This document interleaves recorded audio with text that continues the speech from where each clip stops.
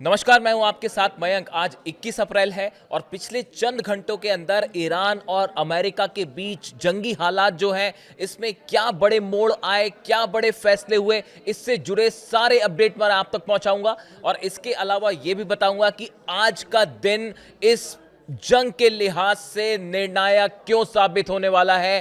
क्या चंद घंटों के अंदर एक बार फिर शुरू हो जाएगा एक युद्ध, एक भीषण जंग, और पूरे मिडिल ईस्ट ही नहीं, इस बार पूरी दुनिया पर इसका असर पड़ता दिखाई दे रहा है।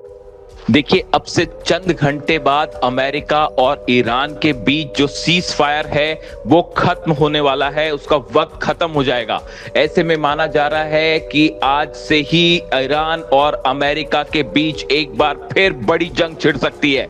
ईरान ने साफ कर दिया है कि किसी भी तरह की धमकियों के बीच, दबाव के बीच किसी तरह की कोई डील नहीं होगी और ना ही वो अपना यूरेनियम सौंपने वाला है। इन हालात में किसी तरह की बातचीत का कोई हल निकलना दूर दूर तक दिखाई नहीं दे रहा है। ईरान बातचीत को भी तैयार नहीं है। यानी जो कोशिशें थी जनरल मुनीर के जरिए ईरान से बातचीत करने की, वो अब पूरी तरह से फेल होती दिखाई दे रही हैं।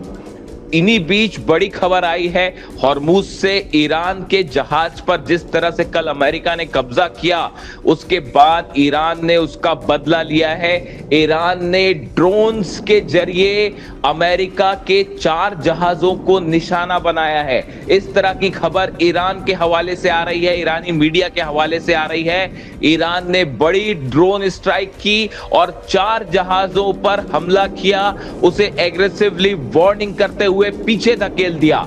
इस तरह की खबरें हैं। अब देखिए, एक बार फिर डोनाल्ड ट्रंप ने अनाउंसमेंट कर दिया है कि अगर ईरान ने कोई समझौता नहीं किया तो ब्लॉकेड जारी रहेगा।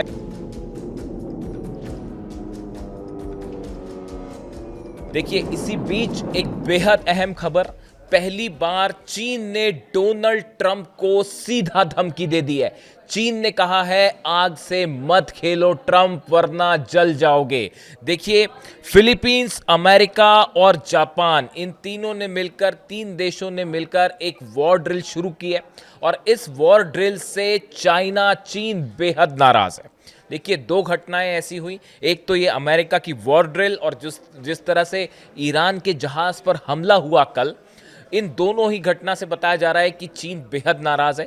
पहले हम वॉर ड्रिल की बात करें। फिलीपींस, अमेरिका और जापान के जो सैनिक शामिल हो रहे हैं इस वॉर ड्रिल में, इसको लेकर चीन के विदेश मंत्रालय के प्रवक्ता जो हैं गुओ जियाकुन, उन्होंने एक प्रेस कॉन्फ्रेंस में कहा, एशिया पैसिफिक क्षेत्र को सबसे ज़्यादा शांति और स्थिरता की ज़रूरत है। इसे बाहरी ताकतों द्वारा विभाजन और टकराव पैदा करने की बिल्कुल ज़रूरत नहीं है। उन्होंने चेतावनी दी कि अगर कोई देश सुरक्षा के नाम पर दूसरे देशों से गठबंधन करता रहेगा तो यह उसके लिए आग की तरह खेलने जैसा होगा। देखिए, ये हालात बिल्कुल उसी तरह हैं जैसे कि मिडिल ईस्ट में है। और जो बात ईरान कह रहा है कि अमेरिका यहाँ से मिडिल ईस्ट से बाहर जाए, बिल्कुल वही बात अब चीन भी कह रहा है और अमेरिका से ये कह रहा है कि अगर आप ये मिलिट्री ड्रिल आगे बढ़ाते हैं तो ये आग से खेलने की तरह होगा। ये डोनाल्ड ट्रंप को चीन की तरफ से सीधा चेतावनी मानी जा रही है। देखिए, दूसरी बड़ी गौर करने वाली बात यह है कि जिस तरह से जिस जहाज़ पर ईरान के हमला हुआ, ये वो जहाज़ है जो बताया जा रहा है सूत्रों से कि ये चीन का ऑयल इससे इंपोर्ट करता है चाइना। जहाज़ ईरान का है, लेकिन ये मलक्का स्ट्रेट होते हुए चीन को ऑयल सप्लाई करके वापस लौट रहा था, इस दौरान हमला हुआ। यानी कि चीन का जो ऑयल बिजनेस है वो सीधा अमेरिका के निशाने पर है।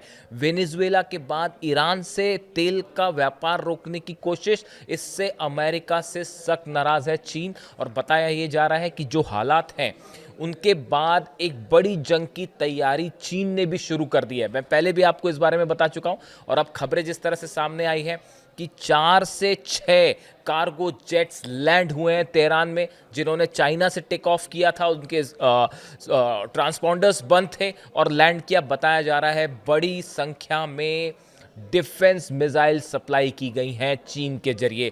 इस तरह की खबरें डिफेंस इंडस्ट्री में है। डिफेंस सिस्टम प्रोवाइड किया है एक बार फिर चाइना ने, और उसमें 1000 से ज़्यादा मिसाइल्स जो हैं डिफेंस सिस्टम से जुड़ी हुई वो ईरान को प्रोवाइड की गई है। इस तरह की चर्चाएं हो रही हैं। देखिए ये बहुत बड़ा कदम है, शायद यही वजह है जो कि CIA के पास भी इसकी जानकारी है, और ये खासा चर्चा का मुद्दा बना हुआ है अमेरिका में। और अमेरिका के तमाम बड़े अखबार इस खबर को उन्होंने कवर किया है कि चीन की तरफ से क्या एक बड़ा हथियारों का जो कंसाइनमेंट है वो सप्लाई हो चुका है। इसी बीच आप देखिए रूस को कल लेके मैंने वीडियो बनाया था, जिस तरह से रूस में ऑयल रिफाइनरीज पर हमला हुआ उसके बाद पुतिन भी खासे नाराज हैं, और वो भी ये चाह रहे हैं कि अगर फिर से यहाँ फुल फ्लेजेड वॉर होता है तो इस बार रूस बड़े स्तर पर ईरान की मदद कर सकता है। पिछली बार हमने देखा कि डिफेंस सिस्टम को लेकर तमाम सवाल थे, लेकिन अब ये इस तरह की खबरें हैं कि अगर फिर से जंग होती है तो इस सूरत हाल में रूस की भी ज़्यादा अहम भूमिका होगी जंग के दौरान। यानी आप देखिए जो हालात हैं उसमें चीन रूस दोनों अमेरिका के खिलाफ खुलकर खड़े दिखाई दे रहे हैं, और ऐसे ही हालात हैं नॉर्थ कोरिया के। नॉर्थ कोरिया ने एक बार फिर जिस तरह से बैलिस्टिक मिसाइल्स का टेस्ट किया है, और माना यह जा रहा है कि किम जोंग उन ने सीधा संदेश दिया है अमेरिका को कि जिस तरह से ईरान को टारगेट किया गया, इस तरह की कोशिश करने की नॉर्थ कोरिया से सोचिएगा भी मत, वरना अंजाम बेहद बुरा होगा। यानी देखिए अब ये वॉर मिडिल ईस्ट और हॉर्मूज के दायरे से निकल के ग्लोबल रूप लेता जा रहा है। लेकिन बड़ा सवाल ये है कि क्या डोनाल्ड ट्रंप, देखिए एक खुफिया रिपोर्ट ये भी आई है सामने कि अमेरिका जो है वो बातचीत के बीच में हमला कर सकता है। अगर किसी तरह की बातचीत होती है ईरान और अमेरिका के बीच में, उस बातचीत के दौरान ही अगर यूरेनियम को लेकर किसी तरह की सहमति नहीं बनी तो बातचीत के बीच में ही अमेरिका हमला कर सकता है तमाम आइलैंड्स पे। Kharg island, Larak island, Qeshm island, ये तमाम वो द्वीप हैं जहां से ईरान का ऑयल बिजनेस होता है। इन सब पर निशाना बना के हमले हो सकते हैं, जितने एनर्जी सेंटर्स हैं उस पर हमले हो सकते हैं। लेकिन एक बड़ी तैयारी कर रखी है IRGC ने, ईरान की सेना ने, करारा जवाब देने के लिए अमेरिका को। और जो खबरें आ रही हैं उसके मुताबिक ईरान की सेना ने एक बड़ा प्लान तैयार किया है। 6 तरफ से 6 इलाकों से घेर के अमेरिका के शिप्स को निशाना बनाया जा सकता है। देखिए करीब 14 से 15 डिस्ट्रॉयर्स खड़े हुए हैं, वॉरशिप्स खड़े हैं, 3 एयरक्राफ्ट कैरियर्स खड़े हुए हैं। इन सब को 6 अलग अलग द्वीपों से और मेनलैंड से निशाना बना सकता है ईरान। यानी इन जहाज़ों को डुबोने की पूरी रणनीति तैयार है। इसके अलावा जो खबरें आ रही हैं, सऊदी अरब की जो यानबू पाइपलाइन है, ऑयल पाइपलाइन है, सप्लाई होता है जिससे कतर, सऊदी, फुजेरा से ऑयल सप्लाई होता है, इनको सप्लाई किया जाता है सऊदी से। इस बड़ी पाइपलाइन को कई जगह से मल्टीपल स्ट्राइक के तहत जो है ख़त्म किया जा सकता है। यानी Saudi, Qatar, UAE, middle east से जुड़े जितने ऑयल के ठिकाने हैं, ऑयल सप्लाई पाइपलाइंस हैं, वो एक साथ एक हमले में तबाह कर दी जाएंगी। इस तरह का ईरान, बताया जा रहा है कि ईरान की सेना ने प्लान तैयार किया है। इसके साथ बाबल मंदेब फौरन बंद कर दिया जाएगा अगर किसी भी रूप पर हमला होता है इस बार ईरान पे। यानी देखिए अगर पावर सेंटर्स पे हमला होता है तो इसको काउंटर करने के लिए ईरान की सेना ने बड़ा प्लान तैयार कर रखा है, और पिछली बार की जो जंग थी उससे ज़्यादा बड़े हमले होंगे, इस तरह की प्लानिंग है। यानी हॉर्मूज में कैसे मुकाबला किया जाए।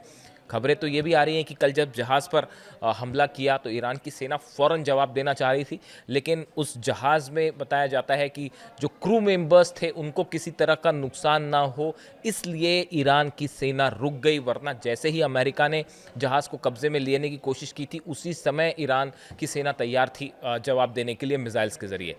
लेकिन फिलहाल जो बताया जा रहा है कि ईरान की सेना ने एक मल्टी लेवल प्लान तैयार किया है। अगर अमेरिका की तरफ से कोई भी हमला होता है तो उसका मुंह तोड़ जवाब दिया जाएगा। इससे जुड़ा जो भी अपडेट है वो आप तक पहुंचाऊंगा मैं। वीडियो कैसा लगा कमेंट करके ज़रूर बताइए। Thank you so much.